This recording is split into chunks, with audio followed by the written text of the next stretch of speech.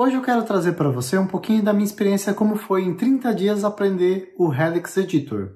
Se você não acompanhou, eu coloquei lá no Tab News do Felipe Deschamps a minha experiência semana a semana de como foi trabalhando com o Helix. Só para contextualizar, eu trabalho com o Vim há muitos anos. E no ano passado, por causa do meu trabalho, eu tinha sido provocado a trabalhar com PyCharm. Eu programava em Python e eu fui provocado a começar a trabalhar com PyCharm, porque a justificativa é que o PyCharm era melhor do que o Vim para programar em Python, pelo menos na experiência do meu líder naquele momento. E aí eu saí da empresa, né? E eu quis experimentar um editor novo. E o Helix era um que eu já tinha tentado e não tinha me adaptado muito bem. Como eu estava naquele momento interessado, eu comecei a aprender o Helix. E uma das coisas que me chama a atenção do Helix é que ele foi feito em Rust. E não só feito em Rust, ele também segue a filosofia do Kakuine, que é um outro editor também open source. E ele já tem um client de LSP, que para quem não sabe, o VS Code, cada linguagem que você instala é chamada de um LSP. O Vim usa, só que você instala um plugin que serve esses LSP para você trabalhar, e o Helix meio que você vai instalando cada plugin, cada LSP, e você consegue usar no editor naturalmente. Bom, vamos falar um pouquinho das características. Eu vou pôr aqui na minha tela agora. Estamos aqui na minha tela, e o Helix é assim. Opa, Helix, com H. Esse é o editor. O meu já está configurado algumas coisas e vou sair com ele. E ele sai com ponto Q. Vou voltar aqui, é igual o Vim, né? Para quem não conhece. Você pode dar quit. Se você põe exclamação, quer dizer que você está fechando no modo unsave. Então, se tiver alguma coisa salva e você não salvou, você perde. E o que? Então você fecha. O que difere ele do Vim? Algumas coisas. Primeiro, eu vou abrir aqui um projeto meu em Python, vai? Cache Commerce Back. Beleza, aqui já vou no arquivo Python, vou abrir o meu... eu já tenho um atalho que eu uso HX. Então eu vou pôr aqui no meu app, vou entrar no meu database aqui, infra database. Beleza. Já tem algumas coisas aqui que ele está reclamando, que são imports que ele não achou, mas enfim. Então eu vou... mas aqui está funcionando, beleza. Então, como funciona? Eu tenho a navegação do Vim, então eu posso ir usando as teclas do Vim aqui e navegando no meu código. Também eu posso usar os jumps igual no Vim, então colocar o número e o jump, posso escolher a linha que eu quero. Ele segue muitas coisas parecidas com o Vim, mas ele tem algumas coisas diferentes. Por exemplo, aqui, que é o de navegar por palavras, né? Que é o E, eu vou indo para frente, e o W eu vou indo mais no Vim eu iria para o começo da palavra e o End eu iria para o final da palavra. Só que aqui meio que dá na mesma um pouco, e ele também seleciona a palavra toda. Ele fica ali, se você perceber, tem uma cor aqui no sync que é mais clara e o cursor embaixo, porque se eu apertar o C, que é para trocar, ele troca a palavra toda. Ao contrário do Vim, que normalmente ele vai pousar o cursor no último caractere ou no começo do caractere, depende de como você está navegando, e vai apagar aquele caractere. Se você trocar vai dar um change, né? Ele vai substituir aquele caractere. Outra coisa também que é diferente do Vim pro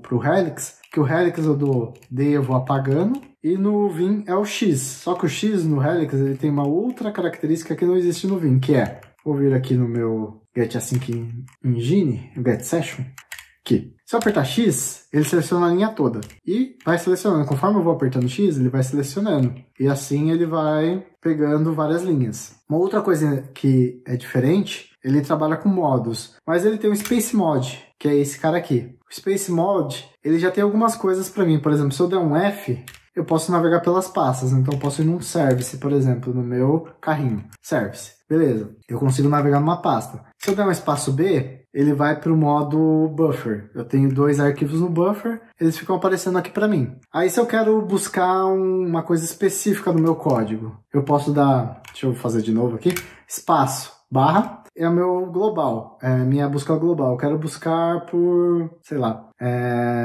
N, que é anotação para qualquer tipo. Então ele vai voltar aqui vai fazer uma busca em todos os lugares que tem a palavra N no meu código.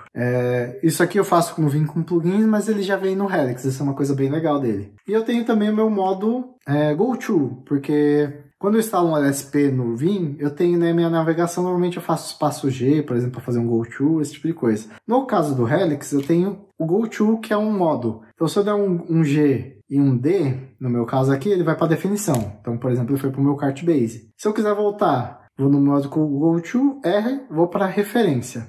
Opa, aqui eu vou para o meu GoTo e... já esqueci. Então, se eu quiser voltar, vou para o meu GoTo e aperto D maiúsculo. Opa, não. Então, se eu quiser ir para o meu GoTo, eu quero voltar para minha referência, eu vou GR. Aí ele vai mostrar todos os lugares aqui no código que chamam Cartbase. Então, se eu quero ir, sei lá, para a noite de cartas, ele vai para outro arquivo que está referindo ao meu Cartbase. Então, ele já tem, digamos assim, as baterias inclusas para algumas coisas no meu setup. Então, eu não preciso fazer... Bom, vou fazer uma outra coisa legal aqui do Helix. Por exemplo, aqui. Posso selecionar tudo aqui, por exemplo. Apertar S. Vai aparecer aqui no meu canto inferior, embaixo do meu normal aqui, o Select. E digitar STR. Dou Enter. E agora, ó, meu cursor ficou onde estava o STR. Então, eu posso selecionar tudo, por exemplo, e falar string, sei lá. Então, eu consigo alterar vários nomes de uma vez aqui e apertando vírgula, ele volta a ter um cursor só. Isso é uma coisa bem bacana e é uma feature killer, né, que o pessoal fala do Helix, que é você trabalhar com multicursor de uma forma bem rápida e nativa do próprio editor. Então, vou voltar aqui para um cursor só. E como eu configuro o Helix? Eu vou ver aqui no meu 2 pontos, eu tenho aqui um config, open. Aqui eu consigo abrir minha configuração. O Helix fica no Linux, pelo menos, ele fica no .config helixconfig.toml. Ele é um arquivo .toml. Essa é a minha configuração. Meu tema eu defini aqui como Cappuccin Mocha. Aí eu tenho aqui minha editor. Tem várias configurações que eu fiz aqui, tipo bufferline, modo do cursor. E vendo a documentação você vê que tem várias... ele tem... Cada uma dessas opções me mostra alguma coisa. Aqui o line number, por exemplo, eu tirei o relative porque eu gosto de trabalhar com o relative. Vou tirar aqui para vocês verem. Vou salvar, vou dar um config reload aqui. Agora, ó, o meu cursor ele fica com a linha que eu tô, por exemplo, linha 8, e os números. Porque se eu quero ir para a linha... o case normal space ali, a linha 12, eu aperto 12 e pulo. E ele vem para cá. Então, isso é uma das coisas que eu gosto de usar o Relative Number. Mas a configuração dele é bem básica. Por exemplo, aqui eu defini algumas configurações. Aqui eu tenho algumas configurações para montar o meu status line, que é a minha linha ali de baixo, onde está normal mode e tal. E tem algumas coisas com LSP. Ele é um arquivo que segue um padrão do Toml, que eu acho bem simples de configurar para quem trabalha com Python, principalmente, por causa do PyProject hoje em dia. É uma coisa bem legal de trabalhar. E aí a gente tem também uma configuração por linguagens. Eu vou dar um Ctrl Z aqui. Não vou dar vou dar um FG, vou voltar aqui. Vou navegar pela pasta. .config, .config, deixa eu entrar aqui, .config, Helix. Eu tenho um outro arquivo que é algumas configurações específicas de linguagem, que é o meu languages.toml, que é esse aqui. Então, eu fiz algumas configurações que eu precisei fazer. Uma coisa importante, né? Quando você trabalha com o Helix, ele não te traz nenhum desses servidores por padrão. Você tem que configurar cada um dos servidores, daí ele reconhece e trabalha normalmente, mas ele não vem com nenhum server pré-instalado. Você tem que ir na mão instalando e usando. Uma coisa, por exemplo, que eu usava no Vim era um server dentro do Vim, um plugin que eu instalava os servers e os servers vinham com a configuração ali. Eu configurava o LSP do Vim, eu posso até mostrar daqui a pouco, mas no próprio Vim ele baixava o server e eu já tinha a configuração nele. Aqui não, eu faço a configuração nele, mas eu preciso instalar o server no meu computador de forma autônoma. Então eu tenho aqui algumas coisas de server, voltando aqui para a tela, e eu tenho, por exemplo, eu estou usando o PyWrite Rough, o Python, eu ignoro, por exemplo, algumas configurações, alguns erros, tem aqui do meu Rust, por exemplo, para quem está vendo minha série do Bev usando Rust, eu uso, eu tô com o auto-format false, mas normalmente eu deixo ele true. Ele já me mostra alguns erros, porque eu já tô rodando o clip por padrão toda vez que ele salva. Eu tenho aqui pro Vue, pro Svelte, pro Git. Então ele tem algumas coisas já aqui para mim, que eu configurei para ir trabalhando com ele. Só em comparação, eu vou abrir o meu arquivo do Vim, que eu tenho hoje. .config, nelvim, esse é o nelfetch. NVim. Aí eu tenho aqui um Lua, eu tenho plugins aqui. Por exemplo, no meu LSP, procurar aqui. Aqui eu já apaguei, mas por exemplo, eu tenho algumas configurações aqui do Vim ainda. Vou entrar no NVim Trim. Então eu tenho uma configuração só para NVim Trim e deixa eu entrar para o Init Lua, que eu acho que talvez seja interessante. Tem aqui ó, o remap, esse é interessante. O meu remap.lua é a mesma coisa do meu config, basicamente. Aqui o config tem umas coisas status line, mas aqui ele tem algumas configurações do meu editor, que eu quero, algumas customizações que eu faço. Eu vou até aqui a linha 41. Se eu for para o meu remap, que é onde está todas as minhas configurações que eu uso do Vim, você pode ver, eu vou até o final aqui, ó, tem 169, é muito mais linhas para fazer algumas coisas. Claro que aqui no Vim eu tenho muito mais recursos que eu tenho no Helix, que eu trabalho. E aí cada plugin no meu Vim, ele vai ter seu... eu tô no Packer Config, tá. Eu tava reconfigurando o meu Vim, que é uma coisa que eu quero trazer aqui pro canal. Se você gosta de Vim e você quer que eu faça um Vim from scratch aqui, como configurar o Vim do zero, coloca aqui nos comentários, porque provavelmente eu vou querer realmente fazer um Vim from scratch aqui, mostrando a configuração do Vim, porque eu quero voltar a trabalhar com ele. Agora ele tá zerado por conta disso mesmo. Eu tô esperando sair a versão 0.10 para refazer minha configuração, e daí talvez eu faça um vídeo mostrando como eu configuro cada coisinha no meu Vim para ficar do jeito que eu gosto. Mas beleza, voltando aqui para a tela, eu tô aqui com as minhas configurações de linguagem, beleza. Então, eu tenho algumas particularidades de navegação no Vim, e no Vim eu preciso de um pouquinho mais de coisas para fazer. E outra coisa importante, eu quero saber quais servers estão rodando. Então, eu posso fazer um Helix Health, por exemplo, clipboard, para saber se está salvando, se eu consigo colar as coisas no meu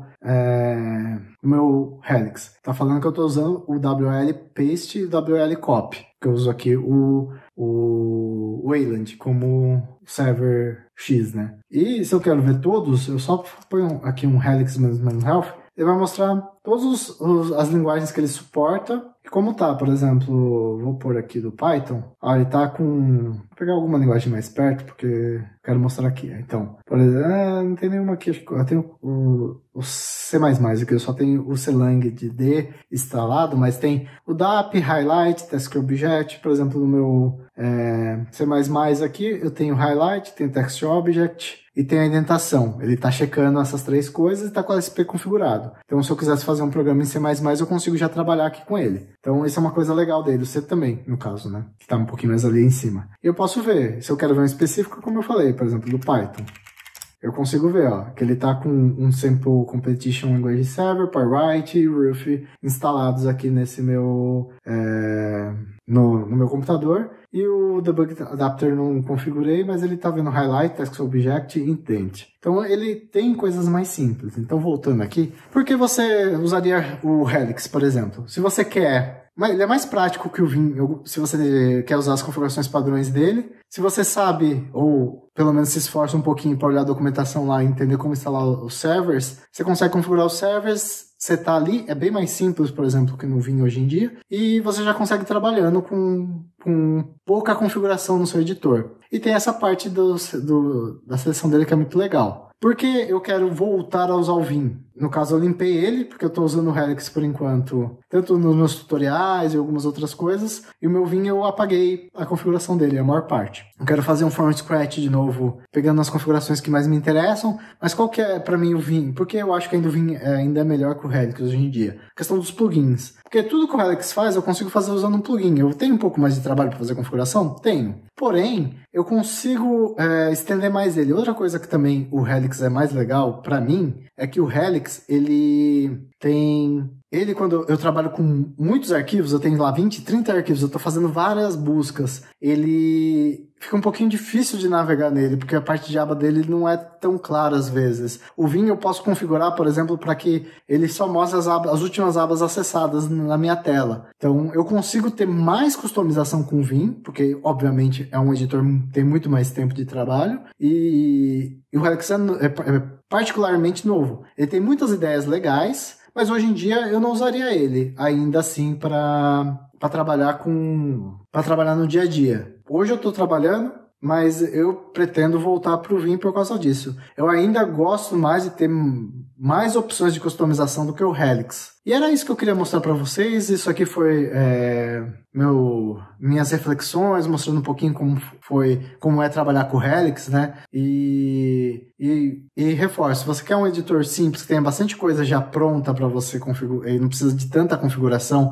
mas tem essa filosofia do Vim, o Helix é uma ótima pedida. Agora, se você já usa Vim, já tem bastante customização, e essa parte de seleção dele não te chama, você consegue fazer no Vim também. Se você não tem tanto apego assim a instalar um novo plugin, configurar e ter, por exemplo, uma experiência muito parecida, o Vim ainda acaba sendo um melhor editor para esse caso. E claro, porque se você que está vendo esse vídeo não usa Vim, usa, sei lá, VS Code, uma ideia de IntelliJ, tá tudo bem. Cada um usa o editor que se sente mais produtivo. Eu gosto da filosofia do Vim de trabalhar e trabalho com ele e consigo fazer muitas coisas com ele. O Helix também é uma ótima opção. Então era isso que eu queria mostrar. E se você tiver curiosidade aí, quiser falar mais alguma coisa, tem nosso grupo do Discord, a gente tem um canal no nosso Discord exclusivo para falar de Helix e de Vim. E é isso, gente. Eu vou ficando por aqui. Se você tá gostando dos vídeos aí, não deixa de curtir e compartilhar aí. E também, se você quiser mais coisas sobre mim, não deixe de pôr nos comentários. Ou algum editor que você acha que é um editor killer, pode ser que eu faça algum desafio mais à frente aí. E é isso, gente. Nos vemos aí no próximo vídeo. Até mais.